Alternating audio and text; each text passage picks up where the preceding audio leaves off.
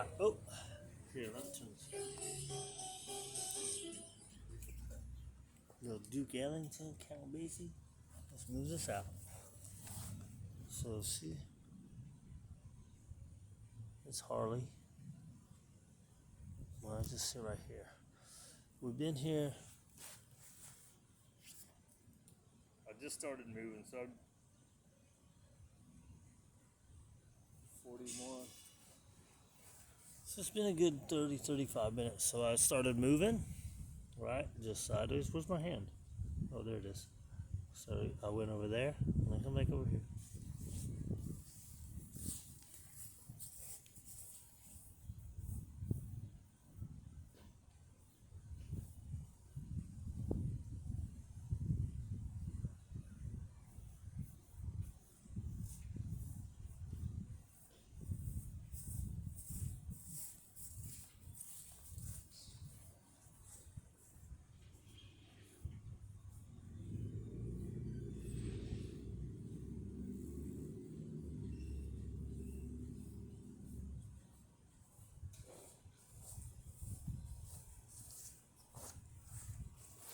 Right, so I'm just trying to get some movement, right?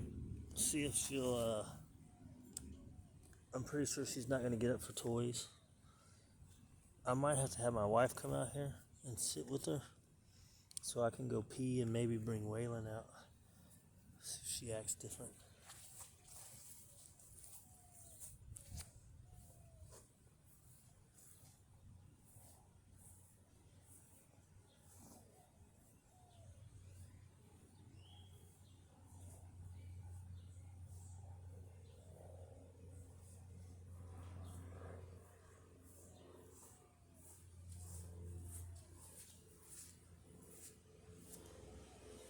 The water bowl's right there.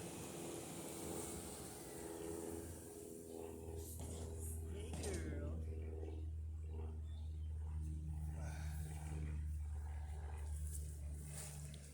A little pressure and then take the pressure off.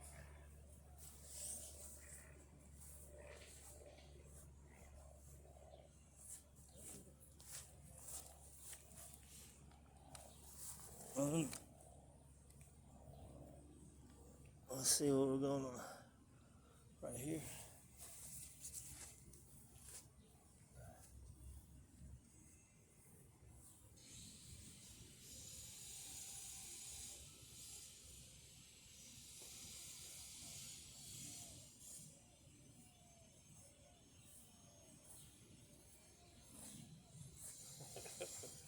So then what I might do is add a little, do a little leash pressure. I don't want to, so she's up against the fence. I want her to have an out, right?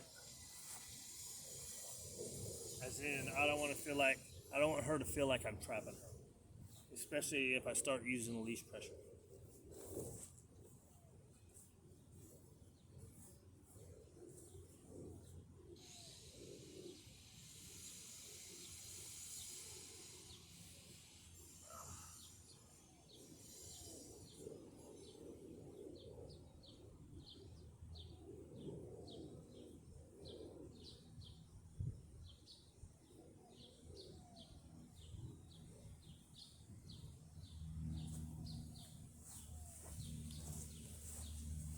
And I'm going to be real soft with adding leash pressure because they said she was real scared of the leash, and I don't think they've ever walked her on it. So we're introducing leash pressure. So I'm going to add leash pressure to try to to communicate with her that I want her to follow the leash pressure, but I don't want to be pushy and forceful.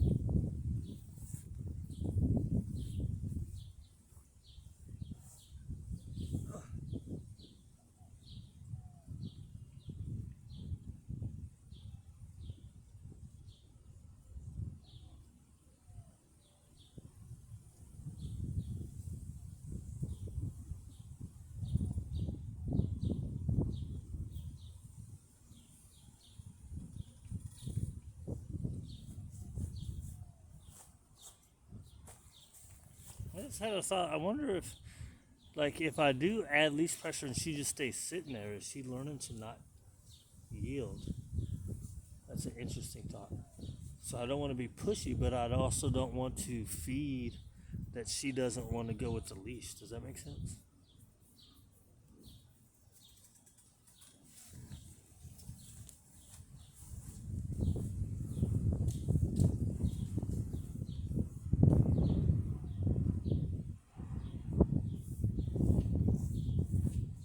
And maybe I need to try to make her go forward. I'm trying to make her go backward. That's awkward, right?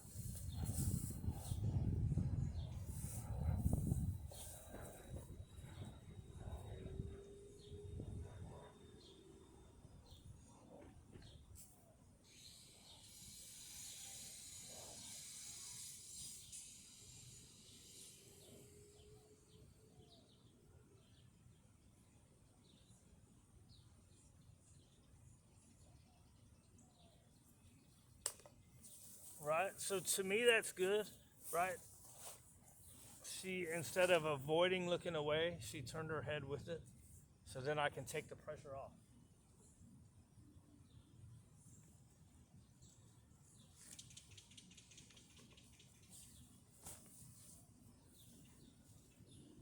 And I've thrown a few hot dogs at her. She don't care.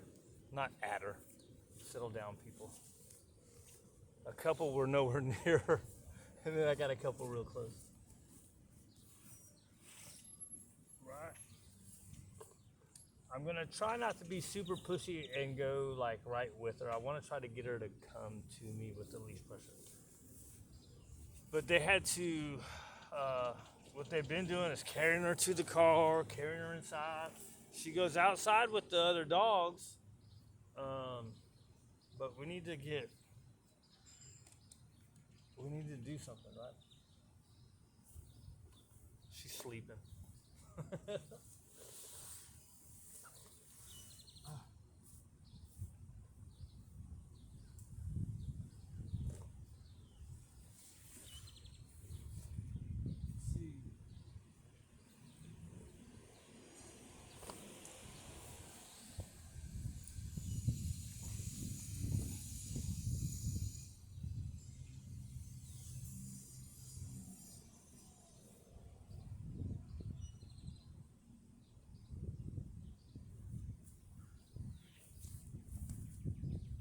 You know, if what I might do is get her on the harness lead.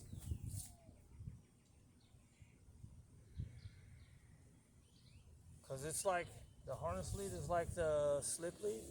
It uses the negative reinforcement, but then it's getting off her head. Now, it's easier for me to control her by controlling her head. I don't think she's ever done anything. But when they want a pancake and they don't want to do nothing, it's easier to force them when they're on a harness, but it's easier to control them softer when they're on the slip.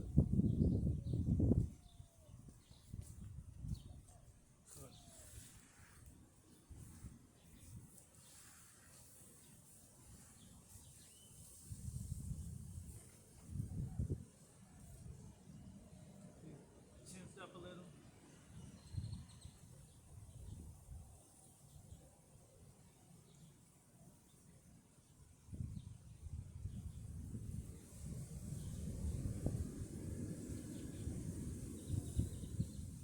I'm a little too straight.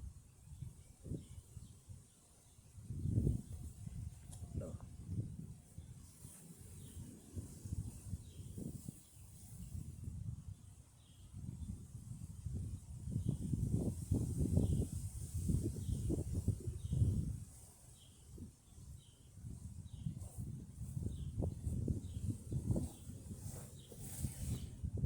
So, I mean, I know she's in the corner there, but I think unless this thing was really close to her, what she was doing is she dug her back feet in that time, but she turned her head, so I'm cool with that.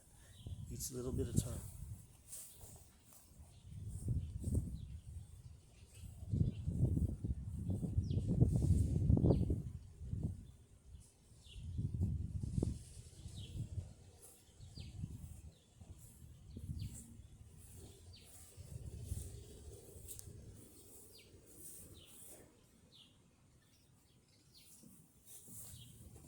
probably shouldn't have let her crawl to where she is. She was a little farther out, and then she crawled a little bit. I probably shouldn't have let her do that.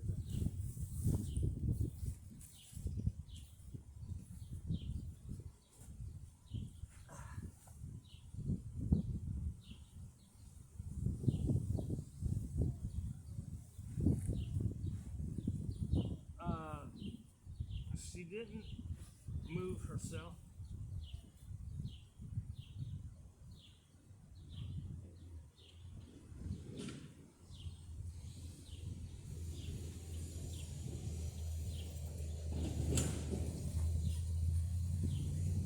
So I'm gonna let it. Now we're gonna sit here for about 10 more minutes. So I'm telling, but that's what I'm gonna do. I'm gonna just walk by a bunch of times so she can get used to me walking. Then I'm gonna try to add a little pressure to get her to come out. And if she gives me any kind of movement, I'm gonna release the pressure because it's negative reinforcement. You apply pressure. She gives me a little movement, the pressure comes off because she does what we want. This is going to be a long one. It's going to be a long go. So, the other thing I might have to do, I don't know. I'll have to think about it. Is I might go in behind the tree to get her to come out. We'll see.